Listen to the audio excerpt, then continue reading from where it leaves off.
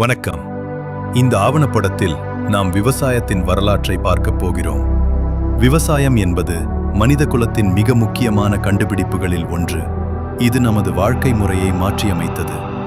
சுமார் 12,000 ஆண்டுகளுக்கு முன்பு, அதாவது கிமு 10,000 ஆண்டுகளில் நியோலித்திக் புரட்சி என அழைக்கப்படும் காலத்தில் விவசாயம் தொடங்கியது. அப்போது மனிதர்கள் வேட்டையாடி உணவு சேகரிக்கும் வாழ்க்கையிலிருந்து விலகி நிரந்தர குடியிருப்புகளை உருவாக்கி பயிர்களை வளர்க்கத் தொடங்கினர். இது எப்படி தொடங்கியது? கடைசி பனியுகம் முடிவடைந்த போது வானிலை மாற்றங்கள் ஏற்பட்டன. மக்கள் தொகை அதிகரித்தது. வேட்டையாடுதல் போதுமானதாக இல்லை. எனவே காட்டு தாவரங்களை சேகரித்து உண்ணும் பழக்கத்திலிருந்து அவற்றை வளர்க்கும் முறைக்கு மாறினர். விவசாயம் ஒரு நபரால் கண்டுபிடிக்கப்படவில்லை. அது பல இடங்களில் சுயாதீனமாக உருவானது.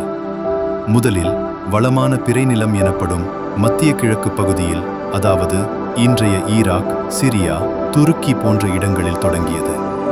அங்கு காட்டு கோதுமை, பார்லி, பட்டாணி போன்றவற்றை வளர்க்கத் தொடங்கினர்.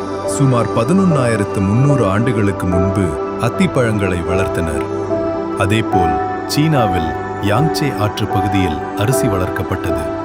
மெக்சிகோவில் சோளம், தென் அமெரிக்காவில் உருளைக்கிழங்கு, ஆப்பிரிக்காவில் சோர்க்கம் போன்றவை சுயாதீனமாக உருவானது. விலங்குகளும் வளர்க்கப்பட்டன.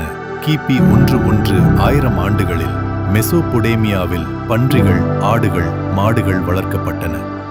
இந்த மாற்றம் மனிதர்களை, கிராமங்களை உருவாக்க அனுமதித்தது. உணவு உற்பத்தி அதிகரித்தது. மக்கள் தொகை வெடித்தது. பழங்காலத்தில் கிமு 6000 ஆண்டுகளில் உலகின் பெரும்பாலான கண்டங்களில் விவசாயம் பரவியது, ஆஸ்திரேலியா தவிர. சுமேரியர்கள், எகிப்தியர்கள் போன்ற பழங்கால நாகரிகங்கள் விவசாயத்தை அடிப்படையாக கொண்டவை. சுமேரில் நைலாற்று பள்ளத்தாக்கில் நீர்ப்பாசன முறைகள் உருவாக்கப்பட்டன. கால்வாய்கள் தோண்டப்பட்டன. உழவு கருவிகள் மேம்படுத்தப்பட்டன. அமெரிக்காவில் மாயா, ஆஸ்டெக் நாகரிகங்கள் சோளம், பீன்ஸ், ஸ்குவாஷ் ஆகியவற்றை வளர்த்தனர். தென் அமெரிக்காவில் இன்கா நாகரிகம் உருளைக்கிழங்கு, குயினோவா போன்றவற்றை வளர்த்தது. ஐரோப்பாவில் கிபி 7000 ஆண்டுகளில் விவசாயம் பரவியது. நடுக்காலத்தில் 3 புல விளைச்சல் சுழற்சி முறை அறிமுகமானது. இது மண்வளத்தை பராமரித்தது. பிரிட்டிஷ் விவசாய புரட்சி 18ஆம் நூற்றாண்டில் நிகழ்ந்தது.